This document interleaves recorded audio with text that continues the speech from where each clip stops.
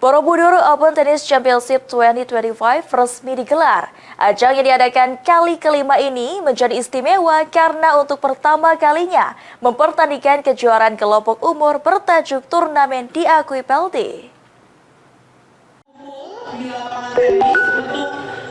Borobudur Open Tennis Championship 2025 resmi dibuka. Ajang yang digelar untuk kali kelima ini menjadi istimewa karena untuk pertama kalinya mempertandingkan kejuaraan kelompok umur bertajuk TDP Series atau Turnamen Diakui PLT. Ketua Umum Pengda PLT Provinsi DKI Jakarta Hari Nugroho di Jakarta Sabtu 13 September menyebut ajang yang diadakan oleh Hotel Borobudur ini diakui PLT dan berpengaruh terhadap peringkat nasional atlet.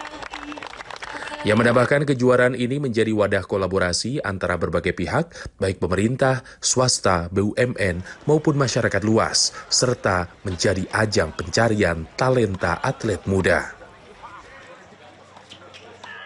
Ya, harapan kita pertama kan sebenarnya kita bentuk kolaborasi antara Hotel Borobudur dengan PLT dengan klub tenis yang ada di Jakarta. Ini bentuk kolaborasi secara industrial yang baik ya antara sinergi dari pemerintah, swasta maupun BUMN maupun masyarakat luas. Jadi artinya ini menjadi satu kesatuan pembinaan tenis yang menyeluruh.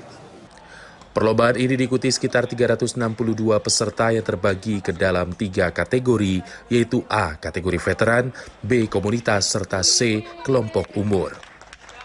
Borobudur Open Tennis Championship 2025 digelar berlangsung dari 9 hingga 14 September. Penyelenggaraan ini juga diikuti oleh klub dan komunitas tenis seluruh Jakarta. Dari Jakarta, Anggah, Kantor Berita Antara mewartakan.